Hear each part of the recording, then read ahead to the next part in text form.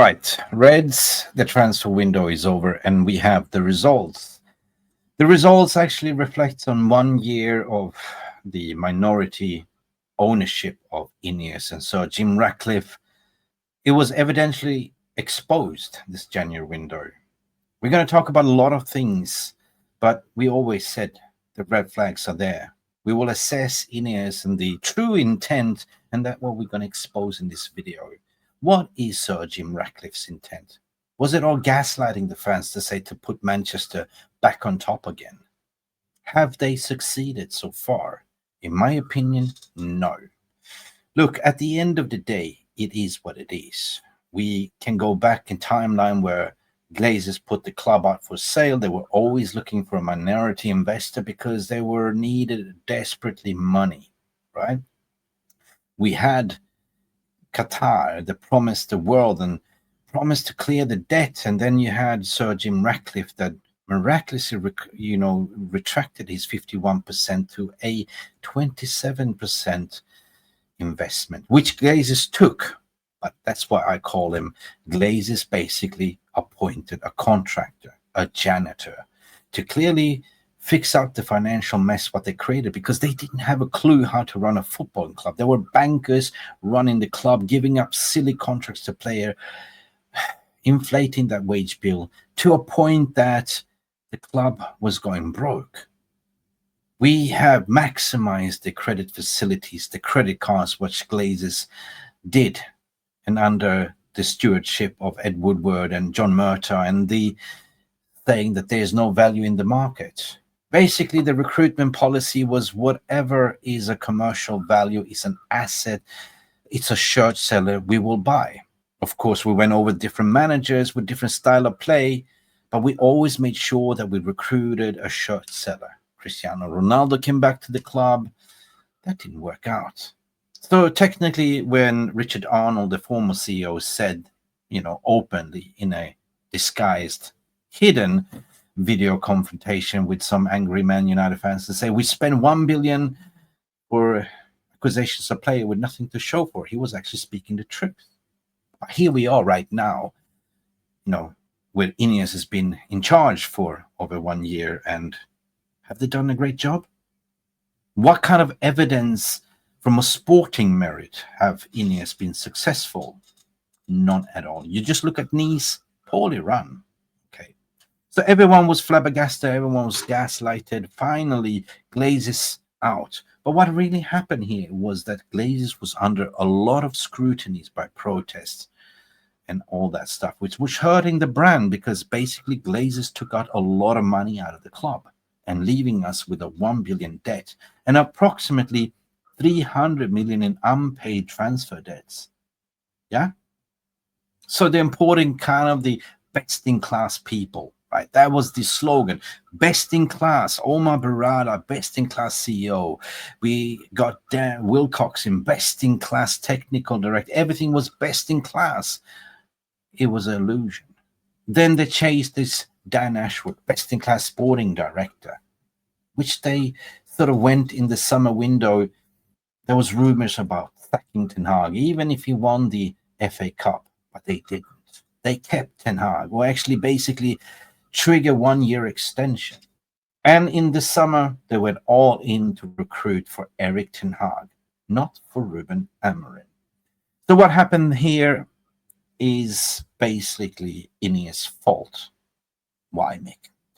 Well, basically, they spent over 45 million British pounds in appointing Ruben Amorim and his backroom staff, in sacking Ten Hag and the backroom staff. And by the way, Erik Ten Hag is still on the payroll because they're doing it on installments. Plus, they went head over heels to cut down costs. This is the janitors, to clean out the mess. They sacked over 250 staff members, loyal staff members at Carrington and Mayfair.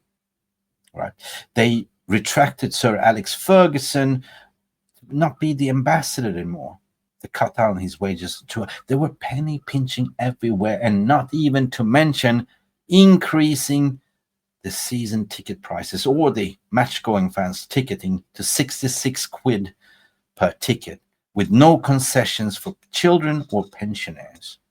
and basically trying to go in the January market to tell Ruben Amorim, yes, you will get everything that you want, right? So what happened here? They sacked Ten Hag 100%. They went, flew directly down to Portugal, convinced Ruben Amorim, that said humbly, oh, this is my dream move, but can I come in the summer when I will have a proper preseason and a transfer window?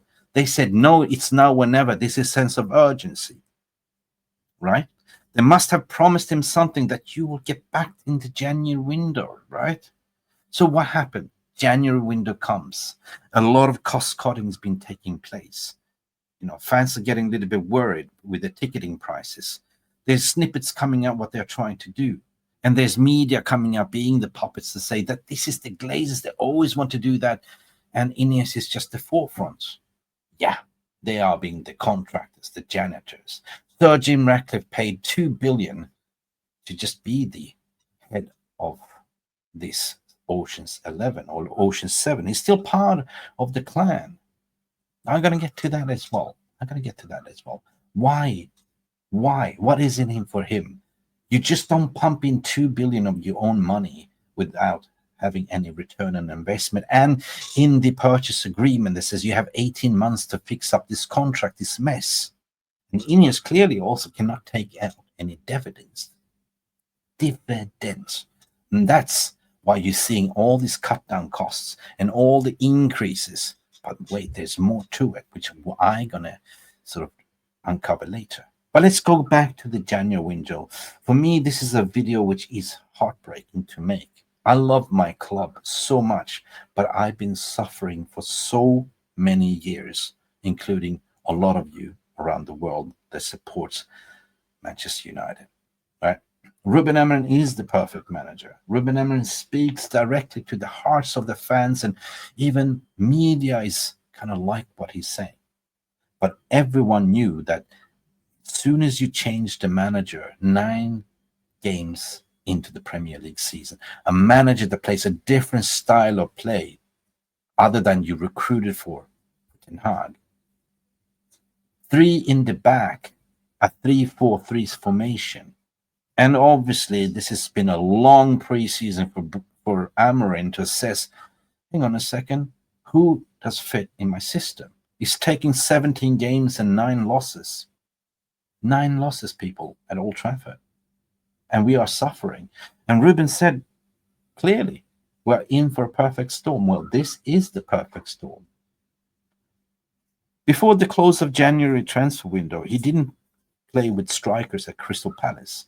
That was a message to say, I need a striker.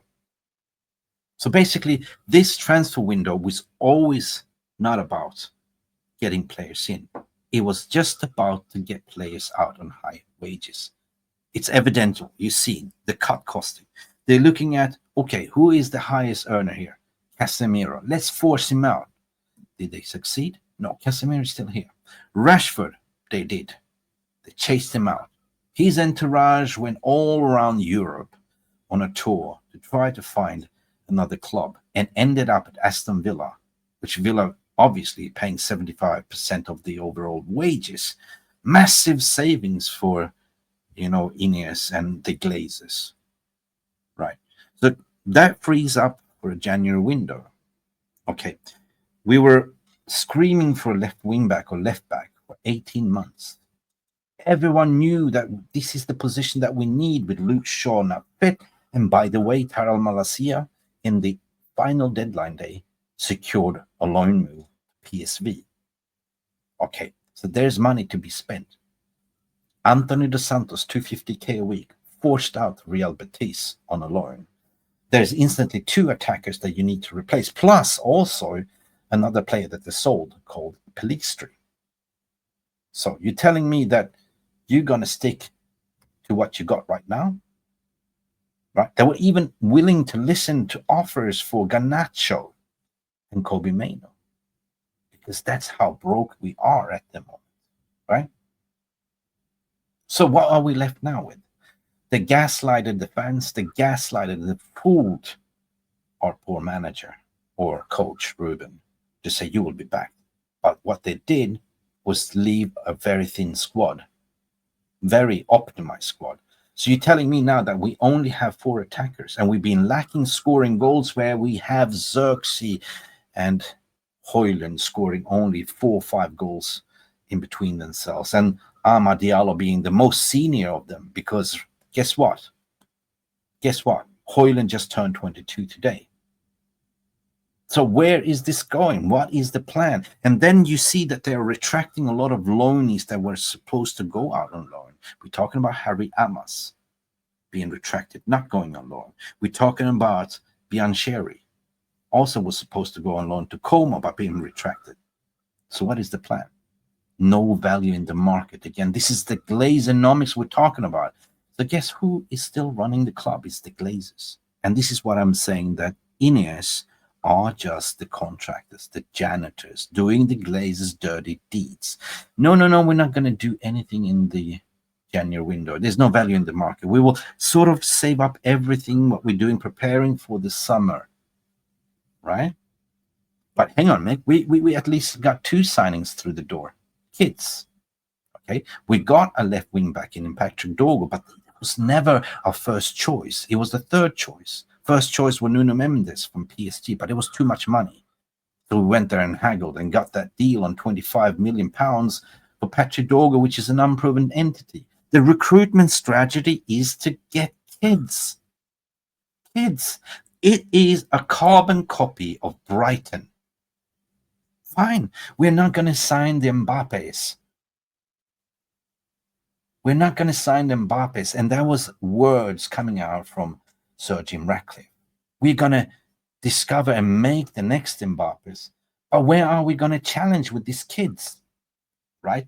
Goes back to even more statements coming out from Omar Barada to say that we are looking to challenge in 2028. That is 3 years from now. We don't have any more senior figures in that squad. And we are lacking goal scorers whatsoever. The most senior striker, or not even a striker, is Amad Diallo, 23 years of age. And then you have Rasmus Højlund, 22. Normally, United was blessed with striker partnerships, going back from Cole, Yorkie, Solskjaer, Tevez, you name it, Ronaldo, even going back to the latter stages when we used to have Rashford, Greenwood, Anthony, Martial, Cavani, Zlatans. And we're left with this thin, paper-thin squad in attack. What is the plan?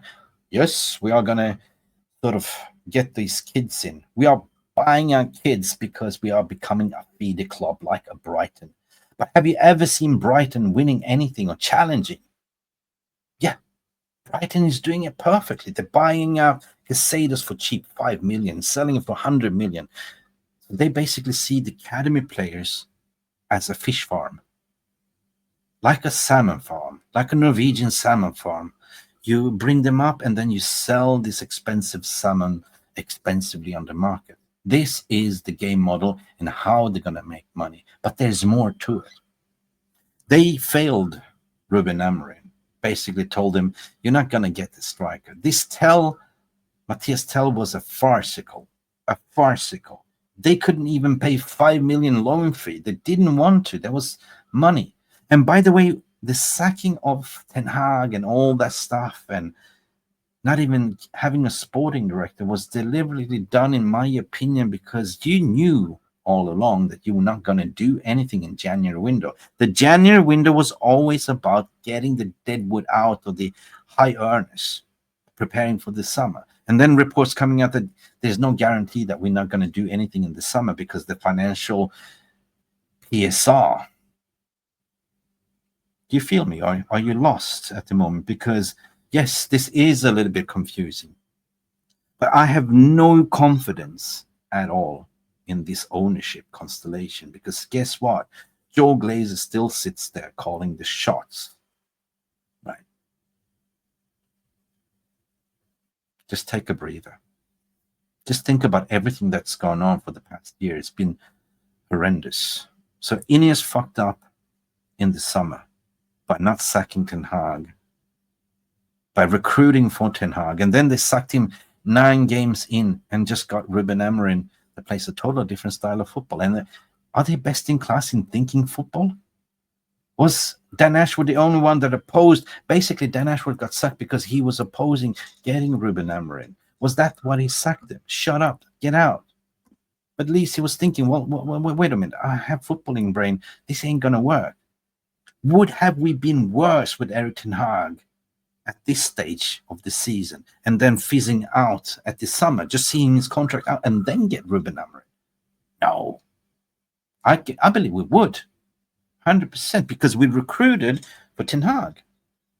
We didn't recruit from Amorim. And come in January, one signing or two signings, and then and a centre back from Arsenal in Aiden Heaven. Right? This squad is arguably the worst squad I've seen in my entire Man United career. No, I'm not really gonna. There was a squad where we had Popka there, where we actually played. Popka was kind of the star man in the midfield, but we never built around it. We had this big Dutch guy. What was his name? I can't really remember the name, with the big microphone head. What was his name? I can't remember. We had Agent Matic. We had Agent Mata. We had Deadwood players. We threw 500 quid a week for something that we thought would be a striker, but it was a piano player called Sanchez as well. So we were never been that great lately. Ruben said himself, like, Man United is the biggest club in the world, but we're no longer the biggest team in the world. We are a shambles. We're a mess, right? So by not backing Ruben in January was pretty much what I said earlier. Like, I was the first one to call it out. They wrote off the season only to save money, right? And you got to ask, why did Ineos then accept Sir Jim Ratcliffe's bid? Trawlers Limited, not Ineos, Trawlers, right? When we know that Qatar came in and had a higher evaluation bid, they cleared everything, the debts. Well, the truth is out there. It's all about the stadium. It's all about the land bank assets, which happens to be owned by Manchester United PLC. And who owns Manchester United PLC? Glazers, right? The stadium, of course, is going to be built by sponsorship, but their surrounding areas, what they're going and pitching around the Greater Manchester Council, is the land bank is owned by the Glazers. And this is where the council is going to go in and put the money in to redevelop.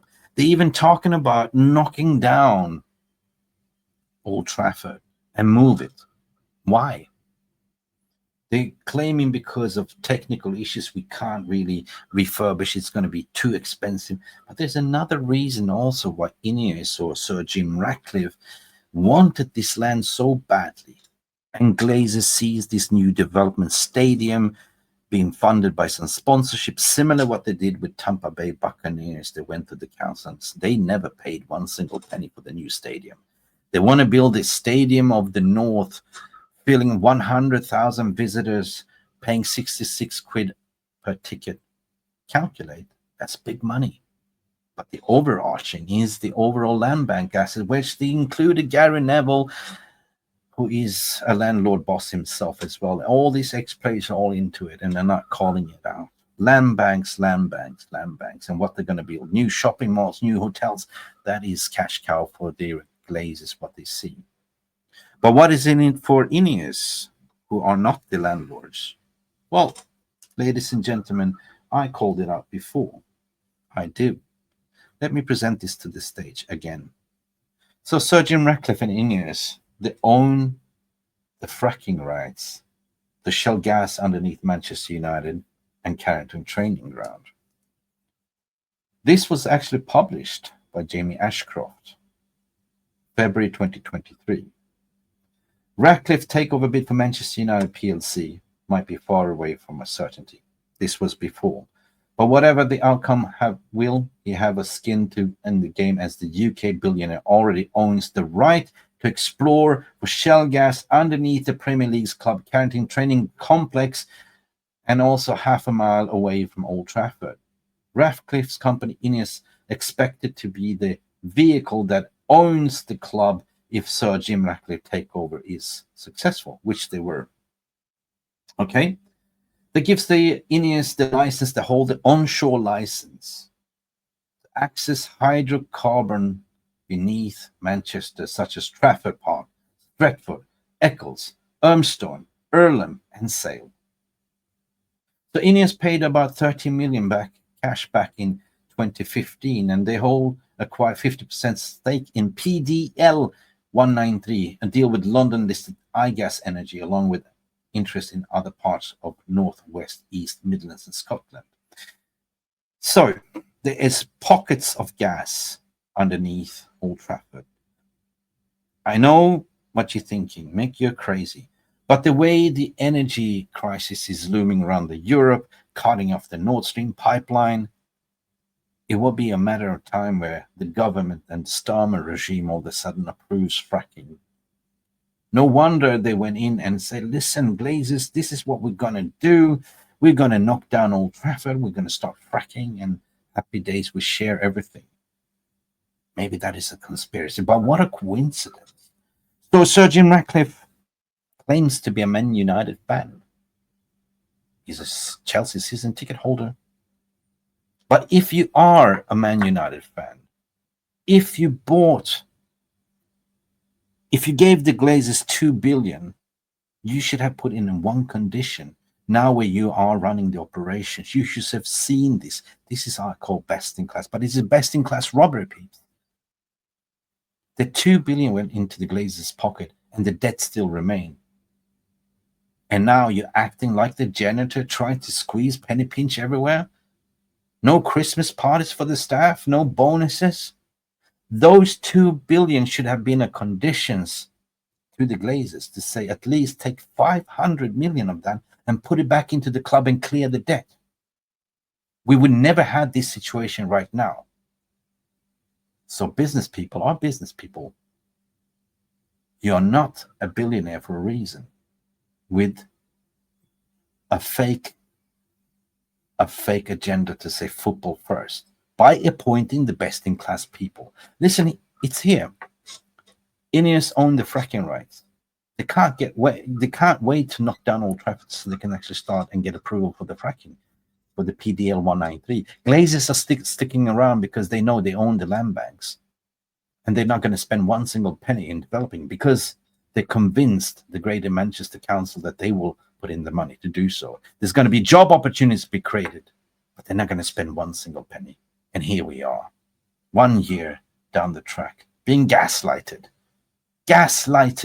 and Ineos is a petrochemical company providing lots of gas. Guys, let me know what you think. I am not convinced. This is a video where it hurts me to do, but I'm sick and tired of speaking about this. I simply want my club back.